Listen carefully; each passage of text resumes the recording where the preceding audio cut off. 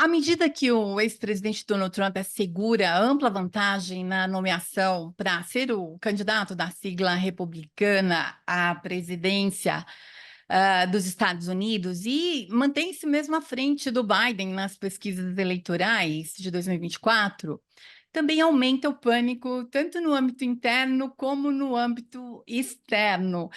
A mudança de um governo Biden para um governo Trump, que já tem gente chamando de Trump 2.0, seria especialmente grande devido ao suposto abismo entre as suas posições políticas e as circunstâncias globais caóticas em que a mudança ocorreria, né? Uma segunda presidência de Trump seria diferente da primeira, porque o mundo está ainda mais confuso e porque tende a ser menos provável que Trump tolere a obstrução oficial da sua agenda.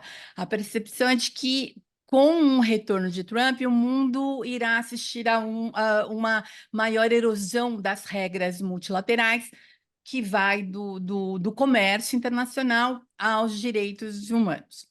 Eu sou a Neuza Maria Bojiquian, apresentando o programa do Diálogos Ineu, que é uma produção do INCT para estudos sobre os Estados Unidos. E no vídeo de hoje nós vamos falar sobre a possível volta de Trump como presidente dos Estados Unidos e essas percepções de ameaças à ordem multilateral. O nosso convidado de hoje é o professor Rafael Iones, que ele é professor titular de História e Política Latino-Americana na Universidade de Denver, é professor associado do Instituto de Políticas Públicas e da Escola de Estudos Internacionais da mesma universidade, e além de pesquisador associado do nosso INCT, ele também é pesquisador associado do Washington Brasil Office. Ele é autor de livros, capítulos de livros e inúmeros artigos em periódicos brasileiros e internacionais. No momento, está trabalhando na produção de um novo livro, tratando das relações bilaterais, né, Brasil e Estados Unidos. Rafael, muito obrigada desde já pela sua presença aqui. Espero que eu tenha falado do seu currículo. Eu já falei tantas vezes do seu currículo, ouço tantas vezes do seu currículo, né, em vários trabalhos que a gente acaba fazendo juntos. Mas, enfim, você pode me corrigir se tiver algo a acrescentar aqui. Eu já vou jogar a bola para você, dizendo assim que há esse grande receio interno, né, e externamente, com um possível retorno de Trump à presidência dos Estados Unidos. A gente já conversou sobre isso, né? Acho que isso tudo tá de boa, né? Está consensuado. E isso porque os estranhamentos políticos poderiam se tornar verdadeiros abismos políticos, né? Ou seja, algo que realmente é um precipício e que, se cai um lado, não consegue retornar, né?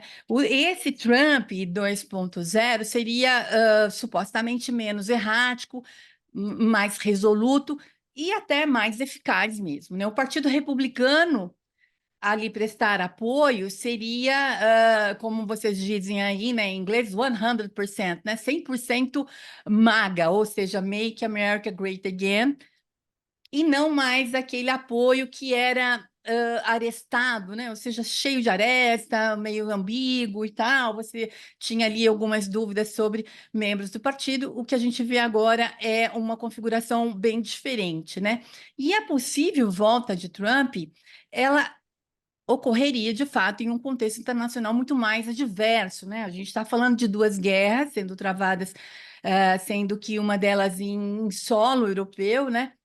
E, na verdade, o possível regresso de Trump poderia até prolongar essas guerras, né? Tanto da Ucrânia e de Israel em Gaza, né? E muitos analistas e políticos acreditam que que se Trump retornar ao ponto em que ele parou lá em 2020, o crescimento da nada ordenada, mas uma desordem global poderia se acelerar, né, e muito mais rapidamente. Essa fragilidade, ela se tornaria algo realmente uma quebra, né, uma ruptura. O multilateralismo, começando aí pela ONU, pela OTAN, que a gente tem falado muito, ouvido falar também, sofreria um golpe definitivamente mortal e, no mínimo, o Trump poderia aí criar um vácuo à medida que os Estados Unidos se retirariam de suas responsabilidades. Então, eu te pergunto, como que você analisa essa leitura que é feita, né, assim, pelos analistas? Eu coloco aqui isso como uma leitura, né? Então,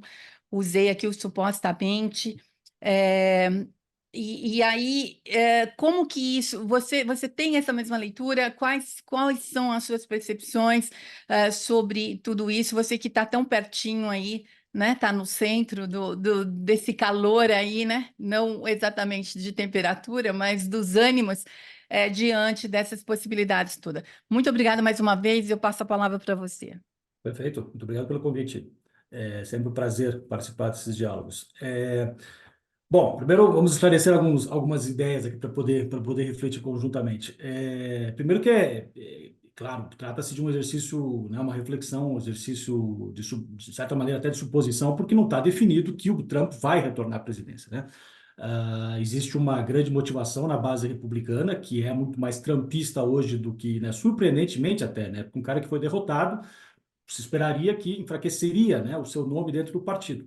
Mas, na verdade, o partido hoje está muito mais dominado por apoiadores de Trump, né, ao redor do país, nas sedes estaduais, locais, e muito aguerrida essa base, muito mobilizada para levá-lo, né, de volta à presidência. Então, existe uma grande possibilidade, né, real, de que Trump volte. Outra coisa que eu acho que é importante dizer é que Trump não é um político ideológico, né? Até é difícil de tratar Trump como um político, né? Porque uma pessoa que não teve carreira política. O Trump de tal maneira, eu até diria que é um oportunista, acima de tudo, né?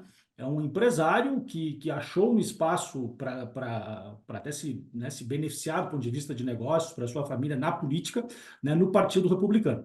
Agora, é claro, Trump não é bobo, né? Ninguém é bobo, não chegaria à presidência, não teria chance de voltar à presidência nesse sentido. Então, ele assume posições dessa base trumpista, que ela é muito mais ideológica do que ele, né? E que demanda posições muito mais nacionalistas, mais extremadas em questões assim culturais, de valores, né? Religião na política, o papel da religião na política como algo que tem que ser confirmado, valorizado, posições conservadoras em relação a comportamentos tipo aborto, né, tipo currículos de escola, né? Então tem uma base muito, muito conservadora, muito mais ideológica que ele, que o candidato, e muito mobilizada para trazê-lo de volta como uma expressão, né? Alguém que possa canalizar no poder nacional, de novo, né? Por exemplo, na indicação de juízes, é uma coisa muito importante aqui no processo político, não só da Suprema Corte, que é evidentemente fundamental, mas juízes federais ao redor do país. Trump fez uma enorme lista de indicações do poder, e a base dele espera que, voltando, consolide ainda mais, né, esse poder conservador na rede do judiciário ao redor do país. Então, isso é muito claro que existe, portanto, uma agenda conservadora por trás de Trump.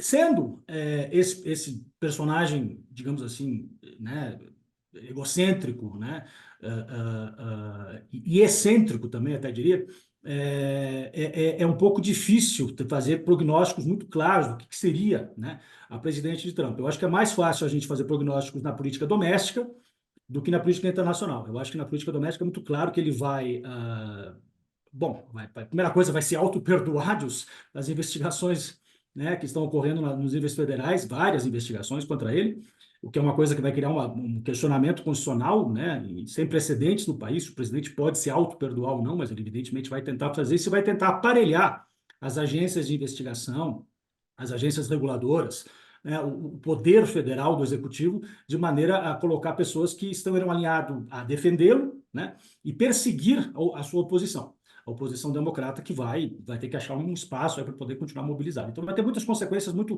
fortes para a institucionalidade democrática, para a política e para as políticas públicas domésticas. Isso que eu acho bastante mais razoável de prever isso. E, por exemplo, políticas públicas em relação ao papel do Estado na economia, a fim de regulações ambientais, fins de regulações ligadas às outras áreas. Por exemplo, algumas coisas que o Biden começou a fazer em relação a talvez fortalecer o salário mínimo, ou trabalhar um pouco com os sindicatos. Isso tudo se prevê que isso vai acabar e vai haver um retorno muito mais da agenda clássica dos republicanos, até historicamente, mas fundamentalmente desde os anos do Reagan, né, que é essa coisa mais neoliberal, mais de favorecer a desregulamentação, né, de códigos de proteção social, ambiental, e tudo mais. Então, isso dá para imaginar bastante isso, além de, claro, esses temas mais culturais, né? Ele vai tentar ir contra uma agenda de inclusão racial, de gênero, de uma escola mais crítica, né? E essa coisa tudo que, inclusive, o Brasil tem vivido nos últimos tempos também, né? Essa coisa de politizar currículos escolares, que é uma coisa muito forte na base republicana conservadora desde o do reaganismo, né? Passando aí pelos anos 90. Então, isso se coloca. Agora, claro que dá para fazer enfim, algumas reflexões sobre o que seria Trump na esfera internacional, especialmente para alguns atores. Eu acho que é muito claro, por ele e pela base republicana mais ideológica, o partido, a composição atual do partido, que vai ser uma postura mais anti-multilateral e unilateral, né? Ou seja, contra instituições do sistema multilateral, questionando a necessidade, questionando a validade, se abstendo de pagar, né, os compromissos que existem dos Estados Unidos com a ONU, com a Unesco, né? Isso vai ter um questionamento muito forte. Existe uma longa linha, uma longa trajetória de questionar o papel dos Estados Unidos no mundo, né? E assumir uma postura muito mais até isolacionista, né? Existe uma recorrência na base conservadora da sociedade americana, essa tendência mais provinciana e de isolamento, né? De engajamentos em arenas internacionais. É claro que os Estados Unidos, a partir da Segunda Guerra Mundial, como grande superpotência, se envolveu no mundo, né? Muito, de maneira muito, poderíamos até dizer que em várias áreas demais. Mas houve, ao longo desse processo, embora esse envolvimento ocorreu com presidentes democratas e republicanos, havia sempre um questionamento, mais na base mais conservadora, mais ideológica do Partido Republicano, mas não só, tem uma posição até da extrema esquerda também, de questionar esse envolvimento no mundo, né? E defender uma posição mais isolamento e de questionar, de fato, se os Estados Unidos devem ser a polícia do mundo. Existe essa, claro que equivocada, posição de dizer que os Estados Unidos mantém os organismos internacionais e paga demais para a existência da ONU e não se beneficia. Quanto a gente vê claramente, você, Neuza, que é uma grande, né, estudiosa de comércio internacional, pode dizer mais sobre isso, né, como de fato o sistema multilateral de comércio, que surgiu depois da Segunda Guerra, beneficiou extremamente os Estados Unidos, né, ao longo dos últimos 70 anos. Então, é uma falácia, mas que se reiteradamente se coloca aqui no debate público. Então, acho que isso é claro. Vai haver uma crítica maior das instituições multilaterais em nível global, assim como instituições não são, por si, multilaterais, mas instituições, ou seja, acordos ou coalizões que os Estados Unidos participam de maneira muito, muito chave, claro, a OTAN. O Trump já no primeiro mandato questionou a OTAN, e dentro dessa lógica, né, de que a gente paga demais para a OTAN, o que a OTAN nos beneficia, a OTAN protege, na verdade, só a Europa, né, historicamente a Europa ocidental, mas a Europa ampliada, hoje em dia a OTAN ampliada, mas de qualquer maneira, né, eles, os europeus que se virem, eles que se dêem conta da sua segurança.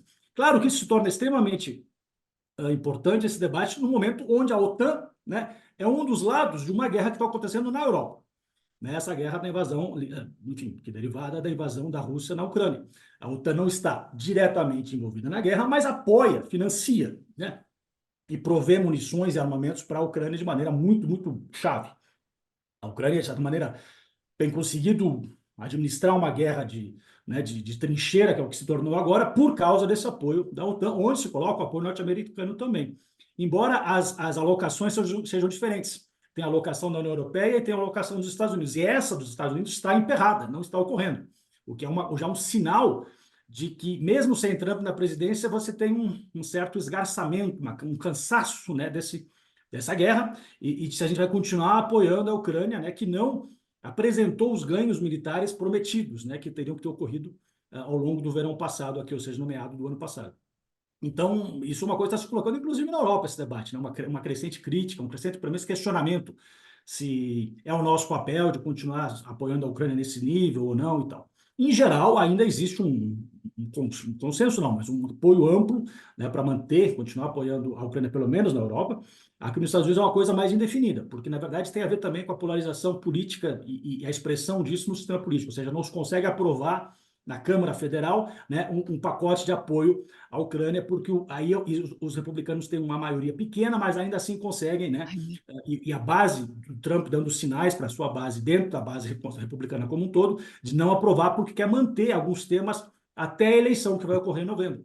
a questão da Ucrânia seria um deles, assim como questões como a fronteira, né, a fronteira sul e a migração aqui, que de fato é um problema real, é um problema, uma questão real da sociedade norte-americana, e ele quer manter isso na agenda, né, para sempre se valer isso para politizar e para se colocar como ele vai ser o cara que vai resolver isso. Ele vai resolver a questão da Ucrânia, ele vai resolver a questão da fronteira. Claro, como que ele vai resolver? E aí também uma questão internacional, né? A fronteira, embora a fronteira do país, mas envolve, portanto, a sua relação com a América Latina como um todo, nas suas posições radicais e erráticas, né? Ele vai resolver a questão da Ucrânia, ele promete, indica, sinaliza isso, conversando com Putin, né? Que é exatamente o que a OTAN tem se recusado a fazer de certa maneira, né? Não acha que a gente tem que ser tolerante com a posição de Putin, tem que ganhar militarmente, ou seja, não necessariamente derrotar a Rússia, mas tem que criar um impasse militar tão importante para a Rússia que a Rússia venha negociar, a Rússia peça para vir negociar.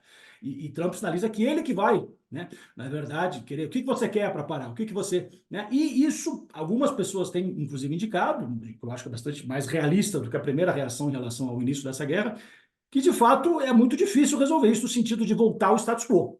Essas fronteiras do leste da Ucrânia provavelmente vão ter que ser partilhadas ou vão ter que ser, enfim, negociadas. Claro que o Zelensky não sinaliza que admitiria isso, mas, enfim, né? E, portanto, se cria esse grande impasse, né? Isso se coloca. A questão da fronteira é um pouco mais, não é mais simples de resolver, mas é um pouco mais clara no sentido de que ou você tem uma postura mais anti-imigrante, né? No sentido de criar um muro e de demonizar o imigrante, e se ele entrar, né, sendo, enfim, de uma maneira não documentada, que se chama, né, ou seja, sem passar por um processo legal, você mande ele embora, você prenda, põe em campos de concentração e mande ele embora. Isso é uma postura, e a postura que o Trump tem sinalizado. Outra seria uma administração muito mais humanista da questão da fronteira, da questão do imigrante, que evidentemente é complexa, e a questão da imigração do sul para o norte, né, é quase que literalmente isso no sentido físico e no sentido também o que isso significa do sul global do norte global. É uma questão que países da Europa também enfrentam de maneira muito, muito clara, né? Atravessa do Mediterrâneo. Então, é um tema que está de maneira muito forte também na agenda internacional e requerendo também administrações que deveriam ser, né, tidas de uma maneira aí multilateral também, né? Especialmente na Europa, mas aqui nos Estados Unidos também. Você teria que, por exemplo, administrar a questão do imigrante pactuando com acordos internacionais do tratamento do refugiado, do tratamento do imigrante, e que Trump diz que não vai prestar atenção, porque, enfim, essa postura unilateral, né, que vai ter em relação ao mundo. Então, eu acho que, por exemplo, a relação com a Rússia é uma questão que vai ser muito importante. Talvez traga novidades aí, né? Um Trump de volta na presidência. Uma outra questão chave, evidentemente, é um contexto atual. Eu achei muito legal como você apresentou a questão, Neuza, que o mundo hoje em dia é um mundo muito mais complicado do que quando o Trump estava no poder. Né? É interessante como 3, 4 anos aí as coisas se tornaram muito mais complicadas. A rivalidade com a China, que vinha já crescendo já há muito tempo, né? E de alguma maneira, não é que seja igual, né? Mas de alguma maneira também ligada a uma certa expressão mais clara da China, né? De querer enfrentar certas questões, desafiar a hegemonia histórica dos Estados Unidos no cenário internacional, né? A China tem hoje um governo muito mais também nacionalista, né? Então, quer dizer, isso se retroalimenta, né? Uma resposta da China leva a uma resposta mais radical dos Estados Unidos. Isso já existe hoje, já existe com Biden, já vem de longe. E é uma das poucas áreas onde os dois partidos tendem a concordar que a China é o grande, enfim, rival, competidor ou até inimigo dos Estados Unidos nos próximos anos. Então, provavelmente, Trump vai manter um pouco essa questão enfim, de criar quase uma demonização da China, né? Como competir, não só como rival econômico, rival geopolítico, mas como um inimigo, né? Que a gente tem que conter, que a gente tem que, enfim. Agora, é tão errático, Trump e talvez a política externa, que pode ser também que nessa área ele venha com algo novo. Não quer dizer que seja melhor, mas pode ver que ele venha dizer que, sei lá, vou conversar com Xi Jinping, eu vou achar uma maneira de resolver isso. Eu acho menos provável do que ele tentar conversar com Putin. Né? Então, eu acho que quem é que poderiam pagar o pato nessa história? Eu acho que a OTAN pode pagar o pato, acho que a Europa Ocidental pode pagar o pato no sentido dessa relação especialmente ligada à guerra. Eu acho que a América Latina, ou especialmente o imigrante latino, pode claramente pagar o pato numa política, uma péssima expressão essa, pagar o pato, mas enfim, né, vai ser prejudicado claramente, né, nesse processo. Vai ser mais demonizado e vai ser um tratamento mais duro. A China vai continuar sendo essa percepção, né, de um rival muito, muito claro. Podemos ter mais, enfim, medidas protecionistas, mais brigas comerciais, bastante provável, né? O que vai também esgarçar ainda mais, né, o atual contexto econômico, mas também geopolítico, diplomático, multilateral no mundo. Por exemplo, qual é a política de Trump para a África? É muito difícil prever, não é uma área que se interessou, assim como a América Latina como região, né, fora a questão do imigrante. A América Latina ela é só concebida na política externa trumpista, não só trumpista, mas claramente na trumpista, como a questão do imigrante. Né? E é engraçado que sempre se fala do imigrante, mas na verdade é o imigrante latino. É o imigrante que eles não querem, é o imigrante latino. Né? Latino, quer dizer, o que vem do sul, na verdade. Porque, na verdade, historicamente, nós tivemos um grande afluxo de pessoas do México, mas também, mais recentemente, inclusive, muito mais numérico da América Central. E esse caminho da fronteira sul dos Estados Unidos se tornou um caminho de entrada de, inclusive, imigrantes e refugiados de outras partes do mundo. Nós temos um número grande de pessoas da África, inclusive que vão até a Síria, o Afeganistão, né, que passam, né, que têm incorrido a grandes riscos, né, de morrer e tudo mais, de ser sequestrado, de ser roubado no processo, né, fazendo essa trajetória que vem claramente do Panamá e vai subindo até o Texas, até o Arizona, até a Califórnia. É uma trajetória cruel, né? Mas que se tornou um pouco esse caminho aí na expressão do problema do imigrante do Sul, né? Que inclui refugiados políticos e de guerras, como de novo Síria, Afeganistão, mas claro que uma grande parte, e também conflitos políticos históricos em Honduras e em Guatemala, né? Mas também, claro, muito ligado a questões econômicas, né? Essa questão que é sempre uma questão, quer dizer, o imigrante econômico ele tem ou não direito também de buscar, né, uma alternativa de vida. Então, para resumir, eu acho que, embora seja difícil fazer esses cenários, acho que dá para ter claro assim que uma postura muito mais unilateral, né, o sistema multilateral, organizações multilaterais, não só da ONU, mas também de organizações militares como a OTAN, uma postura muito mais xenófoba, né, e de questionar e de entrar em disputas com certos atores específicos, provavelmente, de novo, OTAN e China. A questão do imigrante tenderá a se tornar muito coisa de demonizar, e aí, claro, tem que ver como é que o México, especialmente, mas a América Latina poderia responder a isso, né, é uma grande pergunta. Como é que a Europa vai reagir a uma Europa, a União Europeia, assim como a OTAN, reagir enfim, uma errática tentativa do Trump de dialogar, né, com Putin, como é que isso seria respondido. Atores da OTAN e da União Europeia já têm sinalizado, né, inclusive do Macron até a chefe da União Europeia, de que nós temos que ser autossuficientes, não podemos ficar sempre contando com os Estados Unidos como grande, né, financiador e apoiador das nossas políticas, porque os Estados Unidos passam por um processo onde nós temos cada vez mais políticas externas erráticas, né? Dependendo de quem está no poder. Não existe uma certa continuidade que existiu ao longo da Guerra Fria, independente de quem era o presidente do partido. De Eisenhower para a política externa do Kennedy, quer dizer, você tem muito mais coisas em comum do que diferente. O Kennedy inovou com a Aliança para o Progresso e tal, mas em relação à postura Guerra Fria, né, comunista, muita continuidade. Inclusive, até militarmente, mais belicista do que o próprio Eisenhower, em algumas áreas, pelo menos. Então, existia essa grande continuidade. Hoje, não. Hoje em dia, você tem que depender muito do que vai ser o resultado da eleição. Porque se voltar o Trump ou não, né, é muito consequente o que pode acontecer em relação, de novo, a questões domésticas e internacionais. Então, vamos enfim, acompanhar e eu acho que também pensar sempre isso, quer dizer, dado que há real possibilidade da volta do Trump, pensar como especialmente no nosso caso do Brasil, América Latina, né, reagiríamos, deveríamos estar já também pensando, né, em cenários possíveis de como trabalhar com uma nova administração norte-americana que tenderá a ser muito mais difícil para trabalhar na base do diálogo, na base da cooperação, na base do multilateralismo, né? Não que tenha sido muito importante trabalhar com o Biden nos últimos tempos, porque Biden fez muito pouco para a América Latina, né? Mas, enfim, podemos avaliar se quis ou não quis, ou conseguiu ou não conseguiu e por quê, mas de qualquer maneira é muito provável que vai ser muito mais difícil, né, ter um diálogo com o governo do Trump. Os seus assessores já eram muito belicistas e muito aguerridos, tipo o John Bolton antes, e John Bolton rompeu com o Trump. Então, quer dizer, os que poderão vir assessorá-lo no próximo governo seriam ainda mais, provavelmente, né, enfim, radicais e difíceis de você encontrar pontos em comum. Por exemplo, outra questão acho muito clara que vai ser muito prejudicada, isso é muito grave, é a questão ambiental.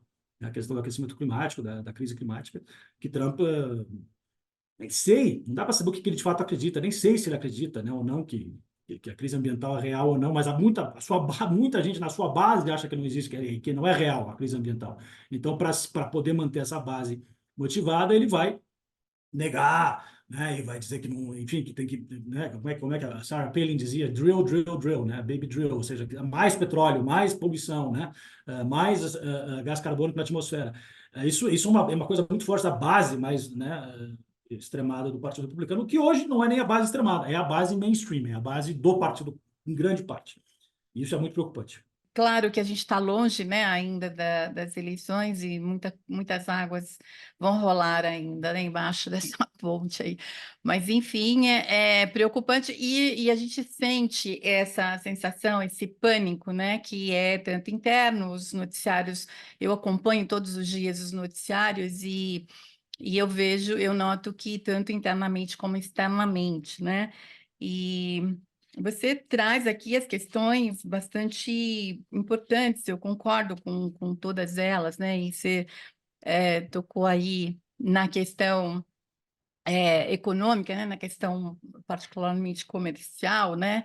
E aí isso me lembrou as reclamações dos europeus, né? Eles já vinham eles estão em pânico, eles estão com medo, então você ouve muito, né, participa de algumas discussões em que são manifestadas essas preocupações, mas eles já vinham insatisfeitos com Biden, né, que depois da pandemia, com toda essa, né, a competição com a China, a desestruturação das cadeias produtivas, enfim, tudo isso já gerou muita insatisfação nos europeus, né, com o próprio governo Biden, que, apesar da promessa de reinventar o papel dos Estados Unidos para a década de 2020 e para frente, né, e adiante, mantendo a parceria com os aliados, não conseguiu arrumar essa desordem global, né, que eu mencionei no início. E os europeus,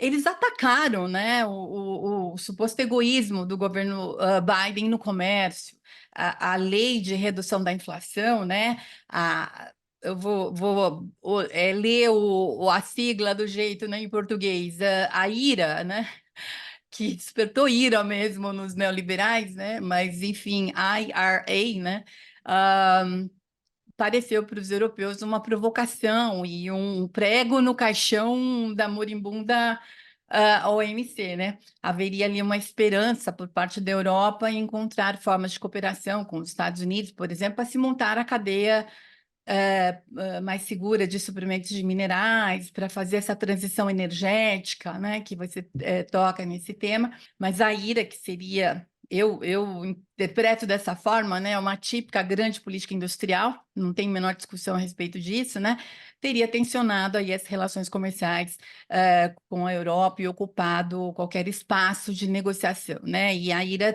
teria institucionalizado o protecionismo dos Estados Unidos dos últimos anos, trocando o mecanismo usado por Trump, que era baseado nas tarifas, né, por um mecanismo de subsídios, que é do governo Biden, né? E com isso levado as relações para um formato que eles equiparam a 1914, né? Com mais protecionismo, mais tensão e mais investimentos militares. Então isso já estava deixando os europeus aí irritados, né? E abalado toda essa perspectiva, né, de estabilidade e tal. Só que a possibilidade de volta do Trump, a situação estratégica da Europa poderá ser ainda mais dramática, né? Com tudo isso, não vamos aqui discutir tudo o que aconteceu, mas com relação à guerra, com relação mesmo aí as consequências ainda da pandemia. Mas, enfim, com o Trump, eles têm ainda muito mais preocupação. Já se fala, né, em uma provável tarifa generalizada de 10% de saída, né? E assim como a suspensão das relações comerciais normais e permanentes com a China, né? Então, quando você traz essa questão aí também, há uma previsão nesse sentido. De analistas e de políticos falando aí abertamente, outros com um pouco mais de cuidado, mas enfim, já se fala que poderia haver esse rompimento o que significa taxas mais elevadas para o país do que as existentes hoje, né? Então, para a China, que eu estou falando nessa relação, enfim, então abalando todo mundo. E por outro lado, aí eu acho que tem uma coisa, né, que você toca vários países, eu acho que sim, o México vai ser de novo objeto de bullying, infelizmente, né? Então, acho que depois do acordo do novo NAFTA, mas se você olhar a balança comercial, ela não melhorou de acordo com o que o Trump dizia que ia melhorar, né? Então, ia diminuir esse déficit comercial e não, isso não houve, e claro que não houve. Então, eles têm outros ganhos, mas, enfim, se o Trump se baseia só nisso, nessa balança comercial, ele vai fazer o bullying. E ele ataca os europeus dizendo justamente isso, né? Que são os países amigos, que são aqueles amigos que eles chamam de usuários, né? Quer dizer, chupins, né? Para usar um termo mais banal, mas assim, são aliados que, na verdade, estão usufruindo de vantagens e não estão dando nenhum retorno. E ele tasca muito na tecla, né? Ele bate muito nas teclas do déficit comercial e do dispêndio, né, do gasto com defesa. Então, que ele quer que seja 2% do PIB de gasto. E se você olha, tanto os países, esses países aliados da Europa, de um modo geral, e os outros também, não só da Europa, né, mas se você olhar os aliados tradicionais de um modo geral, eles têm ali.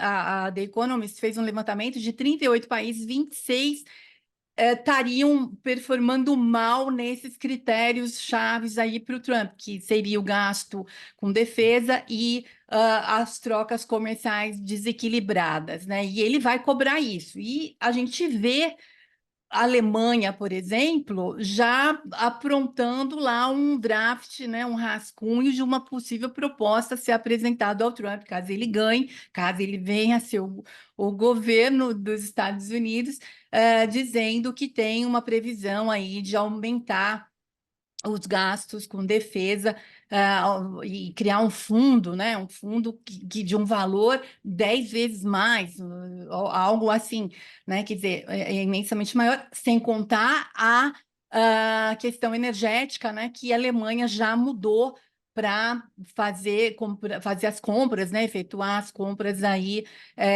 do gás dos Estados Unidos. Então, quer dizer, já tem pânico mesmo, mas você vê alguns países pensando nesse plano, né, de emergência, né? Como é que você faz a saída de emergência aí diante de uma situação? Agora, também tem os países que parece que se estariam, vamos dizer, satisfeitos ou bastante confortáveis com uma eventual vitória do Trump, né? Por exemplo, o Israel de Netanyahu, né? Se ele conseguisse manter no poder, é claro, até 2025, poderá esperar um apoio aí pleno, né? Um apoio total. E aí a rejeição das aspirações palestinas ao seu próprio Estado, né? Enfim, e a gente também poderia falar de outros países, essa relação aí dos inimigos, mas tem inimigos que são menos inimigos do que outros, ou a abordagem vai mudar, então a abordagem em relação à Rússia de Putin seria uma, mas a abordagem à China de Xi Jinping seria outra, né? E aí, todos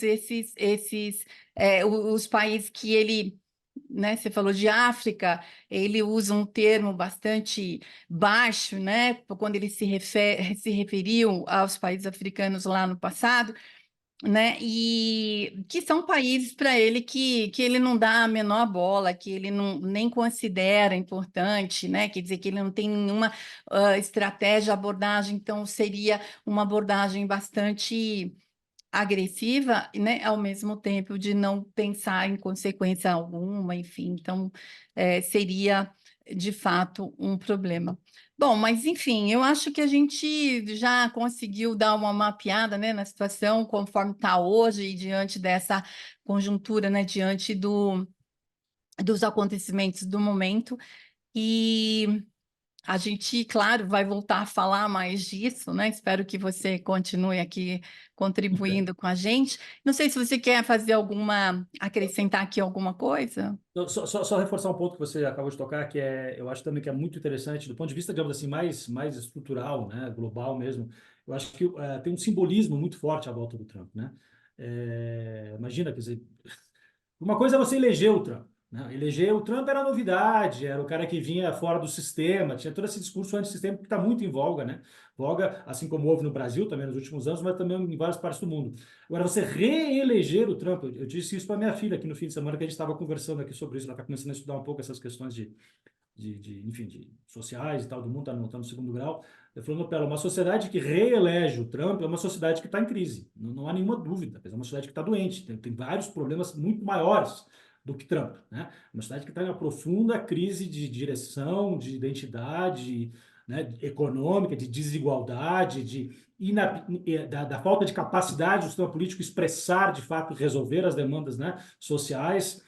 Então é óbvio que não é, digamos assim, não é plausível, né, você dizer, tá tudo muito bem nos Estados Unidos, né, e uma sociedade que consegue reeleger uma personagem como o Trump.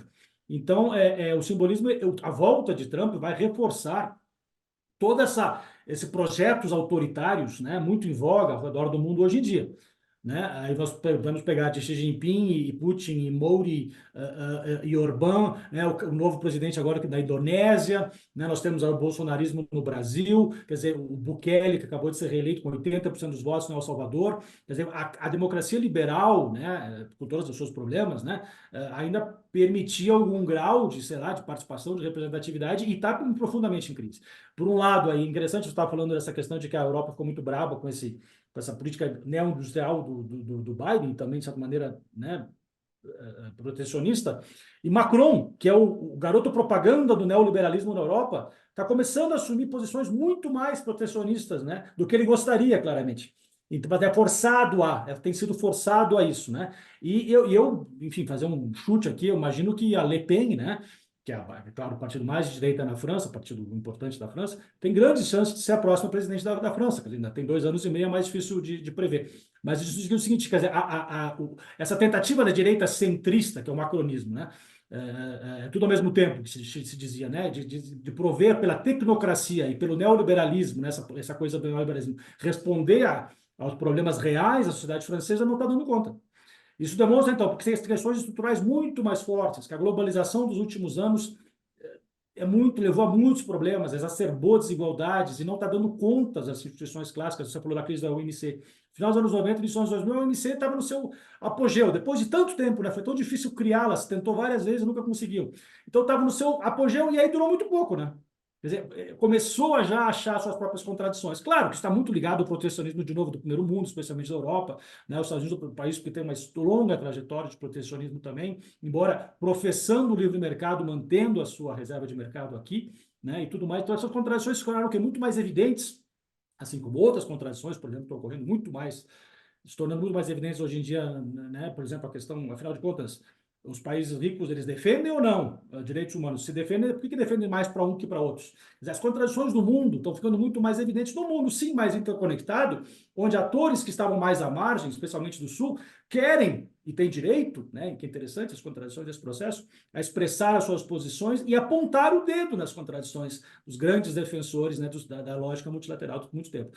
Então, quer dizer, de novo, para voltar ao ponto, o Trump vai ser muito, muito importante reforçar essa agenda autoritária, né? O Trump voltou, ou seja, nós podemos, Bolsonaro, se é ele ou não, mas quer dizer, o fenômeno da extrema-direita, o bolsonarismo nesse sentido no Brasil, com uma outra pessoa, né? Mas reforça essa visão de mundo mais autoritária, mais conservadora, mais fundamentalista, né?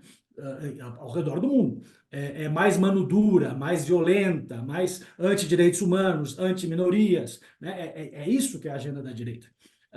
Respostas fáceis para problemas difíceis, por exemplo, anti-imigrante, que vai exacerbar na França, está exacerbando, já estão passando medidas anti-imigrantes muito mais duras, com um possível governo do partido da Le Pen, né?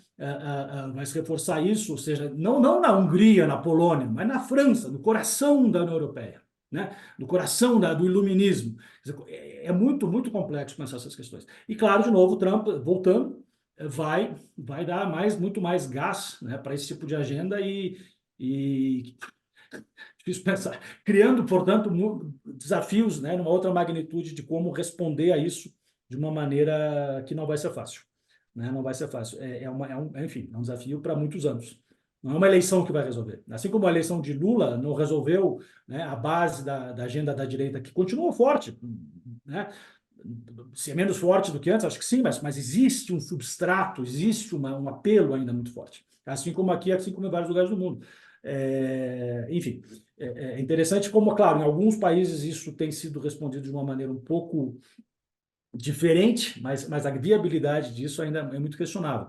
Quer dizer, você tem a esquerda que finalmente, na verdade, chegou ao poder na Colômbia, mas isso não quer dizer que o uribismo, que a agenda da direita acabou, né? Tanto que Petro tem tido muita dificuldade de poder, né, de fato, promover uma agenda mais inclusiva. Então, são desafios aí que vamos ter que continuar pensando e de maneira crítica, né, de maneira coletiva, porque vão fazer parte aí dos nossos estudos e do nosso mundo nos próximos anos. Não, com certeza. Quando eu falei da Europa, né, condenando, entre aspas, né, levantando a crítica contra uma política de subsídios do Biden, na verdade é uma posição da União Europeia, né, que é mais neoliberal, e aí está tentando julgar, apontar para esses possíveis aí descompensações, né, do equilíbrio fiscal, enfim, tudo isso. Mas e também porque os países da Europa não teriam toda esse recurso, né, que é uma lei volumosa, né, que envolve aí um investimento grande, bilhões de dólares, e aí nem todos os países teriam para igualar isso. Mas é claro que isso não é uma crítica de todos os países, a França mesmo. A Europa sempre fez política industrial de um modo geral, né? E também sempre praticou as suas reservas ali de mercados, e isso nunca escondeu de ninguém, assim como o Japão, enfim, todos os países. Mas é que quando coloca essa questão agora, nesse momento, surgiu essa crítica, né, de alguns membros, e que a Alemanha, por exemplo, não estaria criticando que a Alemanha teria recurso para fazer algo similar, mas é só para a gente pontuar aí o grau, né, de onde começa, em que grau que estaria a insatisfação. Então, desde uma insatisfação já com as políticas do Biden, que não teria entregue as promessas de mudança, de colocar ordem na desordem global, mas que aí, com a possibilidade de um retorno de Trump, as coisas piorariam ainda mais, se tornariam dramáticas, né? Acho que esse é o ponto só que eu quis colocar aqui sobre essa questão particularmente econômico-comercial, né? Reforçaria muitas guerras comerciais nos próximos anos, né? De novo, Né? a história nem precisa terminar a frase, mas ela nunca se repete igualmente, mas é muito interessante pensar, né, no protecionismo, né, na xenofobia que definiu muito o mundo, né, quer dizer, o mundo naquela época era muito diferente, definiu a Europa, os Estados Unidos nos anos 20 do século passado. É muito, muito Esse, grave pensar que a gente tende a repetir, né, nunca da mesma maneira, o contexto sempre é outro, o mundo é muito mais complexo hoje, mas, enfim, né, a gente ainda está voltando a isso, quer dizer, essas soluções fáceis a problemas muito complexos, a xenofobia, a guerra comercial, o protecionismo, mas, enfim, é isso aí. É o que acontece quando você não encaminha, de fato, um projeto mais que dá mais conta, provê mais, de fato, mais inclusão, além do discurso, né, mas, de fato, consegue entregar. A meritocracia aqui do Reagan levou o quê? A uma sociedade muito mais desigual. Sociedades americanas de desigualdade, hoje em dia, eles ecoam os níveis do final do século XIX, que era uma época que é considerada a guerra dos barões ladrões, né? Que os grandes ricos, JP Morgan, Carnegie, né? Esse pessoal que dominava tudo. E o proletariado, os trabalhadores, tinham uma situação de vida muito difícil. Passou por todo um século, né? De mobilização, de respostas do Estado para prover, de fato, o sonho americano, um pouco mais nível de classe média. E a classe média está sendo literalmente, né, pressionada muito nos últimos 30, 40 anos. Né? Um achatamento, com essa expressão bem brasileira, né, da classe média, continuado. Entra Obama, entra Biden e continua. É óbvio que uma boa base desse pessoal vai votar no Trump. Votou em 2016 e vai votar de novo agora. Que não vê, né? Até pode achar que o Biden diz, não, mas eu apoio os sindicatos e tal, mas Mas até melhorou. Você fez uma análise esse dia num outro programa que a gente participou, né? Quer dizer, os salários e tal, mas o custo de vida ao longo do processo ainda existe. Por isso que o Biden fica indignado, mas não me dão crédito porque eu consegui administrar a inflação. Sim, mas a inflação acumulada, o meu custo de vida dos últimos 5, 10 anos não respondeu. Meu salário, por mais que tenha ganhos agora, recentemente, né? Enfim, só para dar um exemplo, quer dizer, o meu salário não dobrou nos últimos 10 anos, mas o custo de vida dobrou.